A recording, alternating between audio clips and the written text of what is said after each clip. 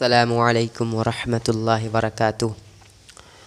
آج ہم لوگ یہ دیکھتے ہیں کہ آج ہمارے معاشرے میں قتل و غارت کیسے عام ہو چکا ہے، لوگ کیسے ایک دوسرے کے خون کے پیاسے ہوئے ہیں اور کیسے ایک دوسرے کو قتل کر رہے ہیں۔ آج کل دیکھیں نا، مرڈر کتنا عام ہوا ہے، جہاں ڈاکو تو الگ مرڈر کر رہے ہیں کہ آپ کوئی سنسان راستے سے گزریں، پکڑ کر ڈاکو آپ کو گولی مار دی، آپ کے مال و متاع کو لے لیے اور فرار ہو گئے، یہ تو الگ ہو رہا ہے۔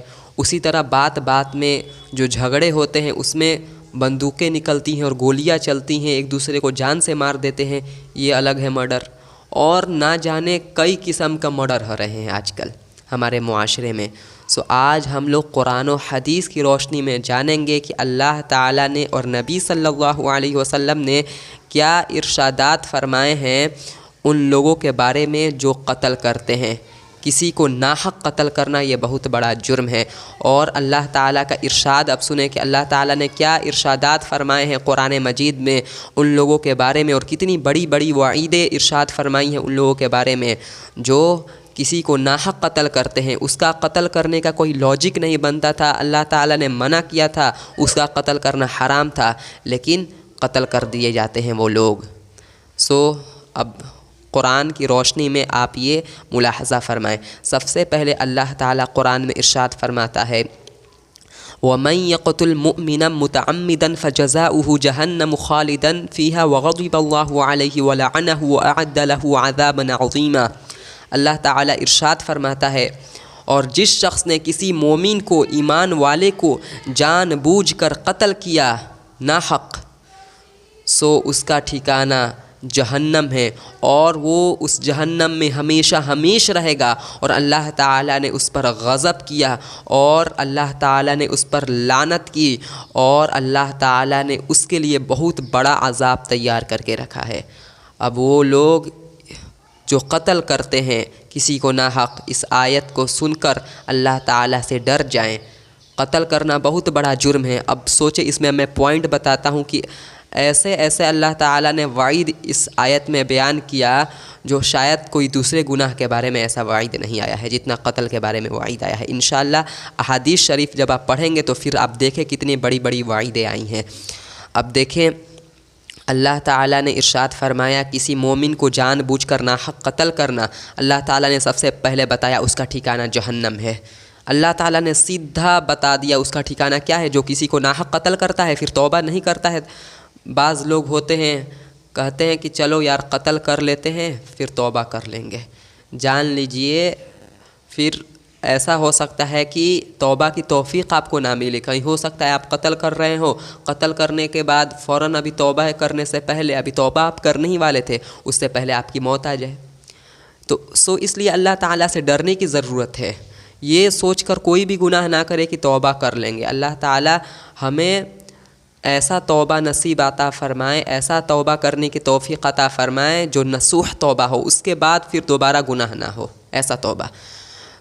اس لیے قتل کبھی بھی کسی کا یہ سوچ کر نہ کرے کہ ہم توبہ کر لیں گے، اللہ تعالیٰ دیکھ رہا ہے، ہو سکتا ہے اللہ تعالیٰ آپ کو موت دے دے اور پھر بغیر توبہ کے آپ مریں، اور پھر آپ کا ٹھکانہ وہی جو قرآن بتا رہا ہے ہمیشہ ہمیشہ کے لیے جہنم ہے۔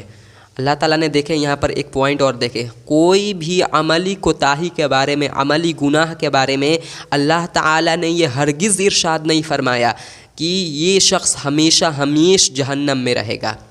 اگر آپ نبی صلی اللہ علیہ وسلم کے رسالت پر، اللہ تعالیٰ کی توحید پر، اور اللہ تعالیٰ نے جن غیبی چیزوں پر ایمان رکھنے کا ذکر کیا ہے، اگر آپ ان تمام چیزوں پر ایمان رکھتے ہیں، آپ کتنے بھی عملی کوتاہی کا مرتکب ہو جائے، اللہ تعالیٰ کہتا ہے میں سزا دوں گا، لیکن ایک نہ ایک دن اسے جہنم سے نکال کر جنت میں ضرور ڈالوں گا۔ اب سزا ہونے کے بعد ہی جائے جنت میں، لیکن جائے گا ایک دن ضرور۔ لیکن اللہ تعالیٰ نے قتل کے بارے میں، دیکھیں یہ بھی عملی کوتاہی ہے، عملی گناہ ہے، لیکن اس کے بارے میں اللہ تعالیٰ نے کیا ارشاد فرمایا؟ ہمیشہ ہمیشہ جہنم میں رہے گا۔ کتنا بڑا جرم ہے، اسی سے آپ اندازہ لگا لیں کہ اگر کوئی قتل کر دیتا ہے تو اللہ تعالیٰ نے اتنی بڑی وعید ارشاد فرمایا کہ ہمیشہ ہمیشہ جہنم میں رہے گا، یہی کم ہے؟ اگر قتل کے آپ کو قتل کی برائی کو سمجھنا ہے اگر آپ کو، تو آپ یہی بس ذہن میں رکھیں کہ اللہ تعالیٰ نے قرآن میں ارشاد فرمایا ہے کہ ہمیشہ ہمیشہ جہنم میں رہے گا۔ وہ الگ بات ہے کہ اس آیت میں تعویل کیا گیا ہے، مطلب یہ ہے ہمیشہ ہمیشہ کہ بہت طویل مدت تک اگر مومن ہو تو، ایمان والا ہو تو بہت طویل مدت تک رہے گا، اور اگر کافر ہو تو پھر تو وہ ہمیشہ ہمیشہ اس کا ٹھکانہ جہنم میں، شرک کی وجہ سے وہ تو الگ ہے، اور قتل جو کیا اس کے وجہ سے الگ عذاب اس کے عذاب میں اضافہ ہوگا، وہ تو الگ ہے پھر۔ لیکن اگر کوئی مومن ہو تو ہمیشہ ہمیشہ تو نہیں رہے گا، لیکن بہت طویل مدت تک، بہت طویل۔ اس لیے قتل کتنا بڑا جرم ہے۔ وجہ یہ ہے کہ قرآن میں اور حدیث میں بہت مقامات پر نبی صلی اللہ علیہ وسلم نے اور قرآن میں اللہ تعالیٰ نے ارشاد فرمایا کہ جو ایمان والا ہو بہرحال ایک دن جنت میں جائے گا۔ اس لیے اگر کوئی قتل بھی کرتا ہے تو ایمان والا ہے تو بہرحال ایک دن نہ ایک دن جنت میں وہ جائے گا۔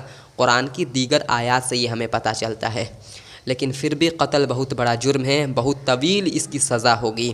اور پھر اللہ تعالیٰ نے فرمایا قتل کرنے والوں پر اللہ تعالیٰ کا غضب ہوتا ہے، اللہ تعالیٰ نے اس پر غصہ کیا، اور جس شخص کا غصہ اللہ تعالیٰ جس شخص پر غصہ کر دے اور غضب کر دے وہ شخص تو تباہ و برباد ہو گیا، آخرت میں تو تباہ و برباد، اللہ تعالیٰ کی کوئی رحمت اسے نہیں پہنچے گی اور کوئی جنت اسے نصیب نہیں ہوگا، کوئی بدلہ نصیب نہیں ہوگا، ٹھکانہ سیدھے جہنم ہوگا۔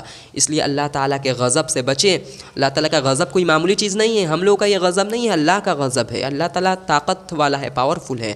اور پھر اللہ تعالیٰ نے فرمایا کہ اللہ تعالیٰ کی لعنت ہے اس شخص پر جس نے کسی کو ناحق قتل کیا۔ لعنت کا لفظ جو ہے نا، یہ ہم لوگ اس کو آسانی میں لیتے ہیں، بہت سخت لفظ ہے لعنت۔ لعنت کا مطلب ہوتا ہے ہر ایک بھلائی سے محرومی، یعنی اللہ تعالیٰ اسے ہر ایک بھلائی سے محروم کر دے گا، کل قیامت کے دن کوئی اسے بھلائی میسر نہیں ہوگی اور سیدھے جہنم میں۔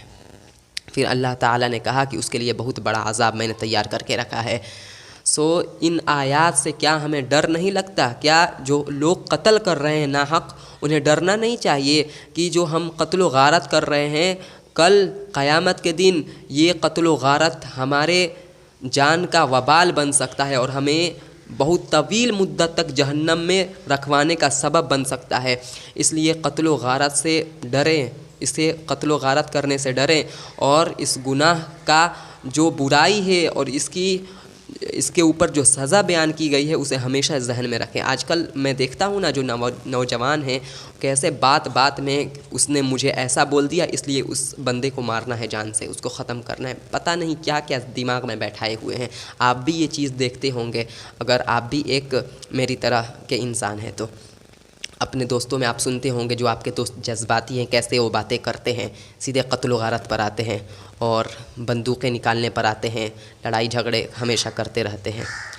یہ معاشرے میں فساد مچانے کے علاوہ اور کچھ نہیں کرتے ہیں۔ ایسا نہ سوچیں ان کے بارے میں کہ اللہ تعالیٰ ان سے غصہ نہیں ہوتا، اللہ تعالیٰ ان پر بہت غصہ ہوتا ہے، بہت غضب کرتا ہے، لیکن اللہ تعالیٰ سب سے زیادہ صبر کرنے والا ہے۔ اللہ تعالیٰ نے ایک ٹائم رکھا ہے، اس لیے اللہ تعالیٰ سے ڈرنے کی ضرورت ہے۔